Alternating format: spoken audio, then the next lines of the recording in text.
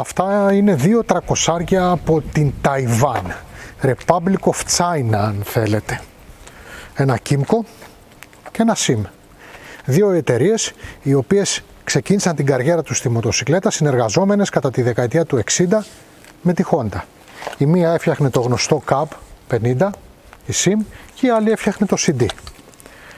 Στη συνέχεια εξελίχθηκαν. Τα πράγματα με τη SIM δεν πήγαν πολύ καλά, το διαζύγιο ήταν πολύ άσχημο, με την Kymco τα πράγματα πήγανε πιο ομαλά. Αυτές οι δύο εταιρείες όμως βγάζουν όλες αυτές τις δεκαετίες κυρίως σκούτερ. Έχουν γεμίσει την αγορά με διαφόρων κυβισμών και ιδιοτήτων σκούτερ. Αυτά είναι δύο από τα δημοφιλέστερα σκούτερ και σαν κατηγορία και σαν μοντέλο. Το Agility και το Citicon. Δύο σκούτερ όμως που είναι της περασμένης γενιάς. Αυτό δεν υπάρχει πλέον σαν καινούριο, στην Ελλάδα τουλάχιστον μιλώντας πάντα, και αυτό υπάρχει σαν καινούριο, αλλά πιστεύω ότι μέχρι να βγει το βίντεο θα έχει εκλείψει και αυτό σαν μοντέλο. Όμως και τα δύο έχουν αντικαταστάτες που δεν έχουν και μεγάλες διαφορές. Αυτό έχει γίνει AHD 300, το ίδιο πράγμα πάνω κάτω, και αυτό έχει γίνει Agility 350, το ίδιο πράγμα ακριβώς με έναν πολύ δυνατότερο κινητήρα.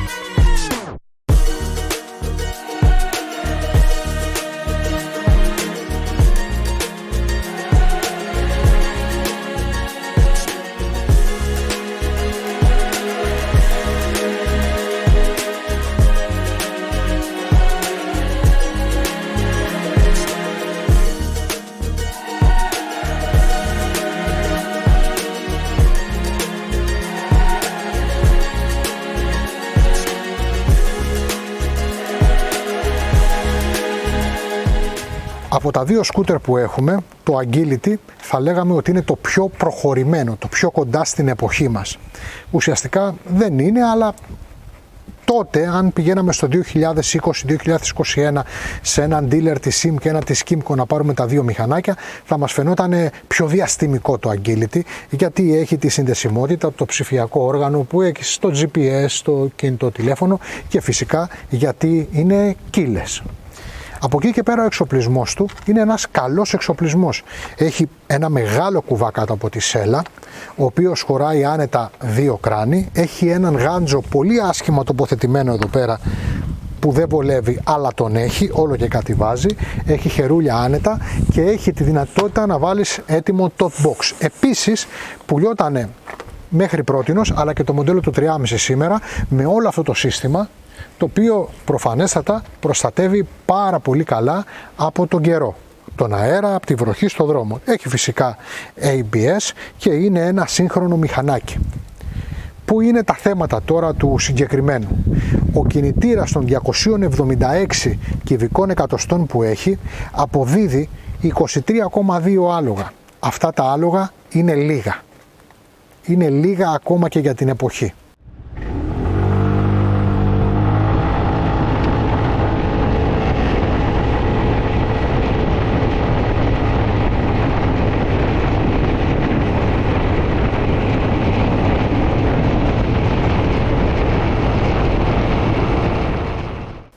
Βελτιώνεται το πράγμα με την έκδοση σήμερα των 350 κυβικών που δίνει 28 άλογα, αλλά μια και μιλάμε για το 300, τα άλογα είναι πάρα πολύ λίγα. Και 22,5 νέμα αντίστοιχα, δεν τα λες και πολύ δυνατά. Επίσης, κάτι που συμβαίνει είναι ότι θέλει και βενζίνη. Θέλει πάνω από 3 λίτρα τα 100 χιλιόμετρα. Δηλαδή δεν είναι ότι έχουμε μεν τόσα λίγα άλογα, αλλά και το μηχανάκι έχει καλή κατανάλωση. Δεν έχει καλή κατανάλωση. Έτσι, κάτι που μας έχει συνηθίσει Kymco, καλές επιδόσεις δηλαδή, δεν υπάρχουν εδώ πέρα, και κάτι που μας έχει συνηθίσει πάλι Kymco, λίγο τσιμπημένη κατανάλωση, από την άλλη πλευρά υπάρχει εδώ πέρα. Σε αυτό το μηχανάκι έχουμε το εξής οξύμορο, το οποίο είναι κάτι το οποίο το καταλαβαίνει ο αναβάτης με το που ανεβαίνει πάνω. Τα αμορτισέρ πίσω, άμα τα δείτε, είναι πολύ χοντρά και στιβαρά. Το μηχανάκι χτυπάει πολύ. Τα σκούτερ γενικά, επειδή έχουν δύο κάθετα αμορτισέρ πίσω, χτυπάνε. Αυτό χτυπάει πολύ παραπάνω από το μέσο όρο. Η ψυχή είναι να σου βγει από το στόμα. Η σέλα, αν και βρύχωρη και μεγάλη και χωράει αν τα δύο άτομα, είναι σκληρή. Είναι σκληρή. Το ABS του είναι γλυκό, τα φρενάκια του είναι καλά, δεν έχεις κανένα πρόβλημα ασφαλείας. Οι διακόπτες είναι ακριβώς οι ίδιοι με το Citicom, είναι λες και αγοράζουν από τον ίδιο κατασκευαστή, πιθανόν και αυτό. Η θέση οδήγησης είναι καλή, δεν παθαίνεις κάτι εκτός από τους κραδασμούς και όλο αυτό το άσχημο που σου μεταφέρει από το δρόμο, το σετ σκληρά αμορτισέρ, σκληρή σέλα. Ο εξοπλισμός του συνεχίζει με μονό και διπλό stand και αξίζει να σημειωθεί ότι στη σέλα από κάτω υπάρχει και φορτιστής, υπάρχει και φωτάκι και υδραυλικό για να κρατάει τη σέλα πάνω. Το απόλυτο best seller της ελληνικής αγοράς. Είμαι σίγουρος ότι άμα έβγαινε ακόμα ως καινούριο, άμα εισαγόταν μάλλον στην Ελλάδα ακόμα ως καινούριο, θα το έπαιρνε ο κόσμος. Λοιπόν, τι έχουμε εδώ πέρα? Το σκούτερ αυτό σχετικά με το αντίστοιχο Agility δεν είναι τόσο μοντέρνο. Έχει μια μικρή ψηφιακή οθονούλα, τα υπόλοιπα ρολόγια του όμως δεν έχουν καμία συνδεσιμότητα, δεν έχουν GPS, δεν έχουν τέτοια πράγματα, είναι αναλογικά. Είναι αναλογικά, αλλά είναι βανάγνωστα. Η ανεμοκάλυψή του δεν είναι πραγματική αυτή, γιατί αυτό δεν είναι το δικό του ανεμοθωρακάκι, το δικό του είναι μικρότερο. Το οποίο σημαίνει ότι δεν έχει πάλι την αντίστοιχη κάλυψη που έχει το άλλο μηχανάκι. Τι έχει όμως? Έχει μια πολύ ωραία σέλα για να καθίσουν ένας και δύο αναβάτες. Μια εξαιρετική σέλα. Τα αμορτισέρ φυσικά και χτυπάνε όπως σε όλα σχεδόν τα σκούτερ, αλλά πολύ λιγότερο από το Agility, κυριολεκτικά πολύ λιγότερο. Τα χερούλια είναι μεγάλα και άνετα και φυσικά υπάρχει έτοιμη θέση και εδώ πέρα για να μπει και το μποξάκι. Μπαίνει εδώ πέρα με ένα πατεντάκι που δίνει η SIM. Ο γάντζος αυτή τη στιγμή είναι ο σωστός, είναι εδώ πέρα, μπορείς να κρεμάσεις πάρα πολλά πράγματα και υπάρχει και ένα ντουλαπάκι εδώ πέρα το οποίο εντάξει βάζει κάποια πράγματα, μην τρελαθούμε κιόλας. Κάτω από τη σέλα υπάρχει χώρος για να βάλεις πάρα πολλά πράγματα, όπως αντιστοίχως υπάρχει και στο Agility. Τα φρένα έχουν διαφορετική λειτουργία από το Agility, είναι καλύτερα φρένα θα έλεγα, είναι όμως λιγότερο προοδευτικά. Δηλαδή το Agility φρενάρει, αυτό φρενανανάρει. Αν το καταλάβατε. Είναι ακριβώς αυτό το πράγμα που σας λέω. Η θέση οδήγησης λοιπόν και για τον αναβάτη και για τον συνεπιβάτη είναι εξαιρετική.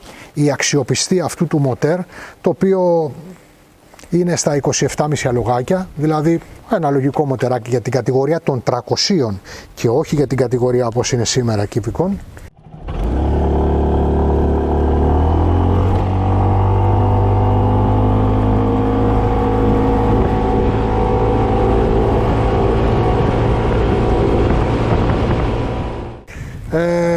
Είναι μια χαρά, αξιόπιστο εξαιρετικά, αλλά και αυτό είναι βενζινοβόρο. Ακουμπάει πολλές φορές τα 3,5 και λίτρα βενζίνη τα 100 χιλιόμετρα. Έτσι, και σας τα λέω σίγουρα αυτά τα πράγματα, τα ξέρω και τα δύο μηχανάκια πάρα πολύ καλά.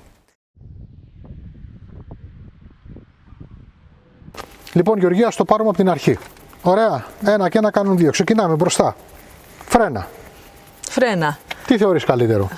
Αυτό έχει ένα πιο ομαλό φρενάρισμα. Το Kymco. Ωραία. Άρα πας για το Kymco. Εμένα μου αρέσει πιο πολύ το φρενάρισμα του SIM, αλλά αυτό που λέει η Γεωργία είναι σωστό. Έχει ένα πιο ομαλό φρενάρισμα. Το είπα και προλίγου. Δεύτερο, προχωράμε. Τεχνολογία. Αυτό έχει φώτα ημέρας, έχει μια συνδεσιμότητα, GPS, τηλέφωνο κλπ. Είναι κύλες. Αυτό έχει τα γνωστά φώτα.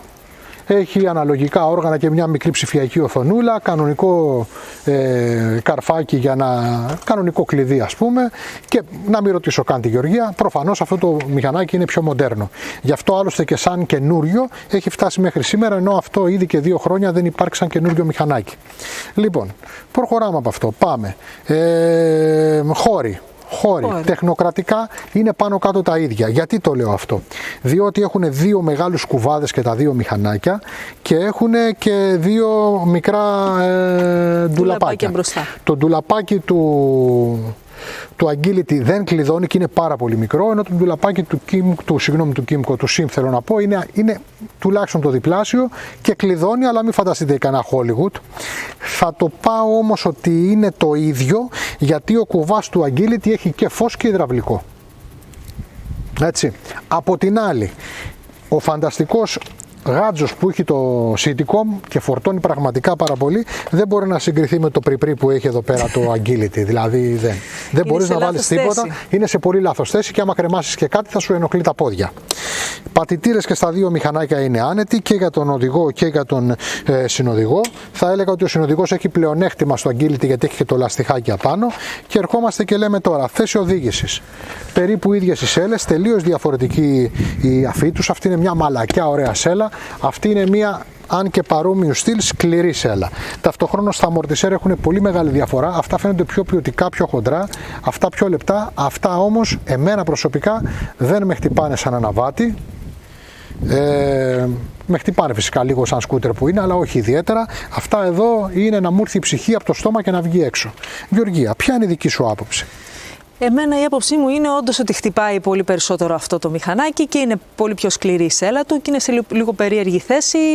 Εννοείται δηλαδή ότι χτυπάει τόσο που τον πίσω τον λυπάσαι. Λες τώρα τι του έκανα, τον σκότωσα, πίσω, δηλαδή είναι λίγο κάπως. Και ο μπροστά όμως έχει παραπάνω κραδασμούς, εννοείται και χτύπημα.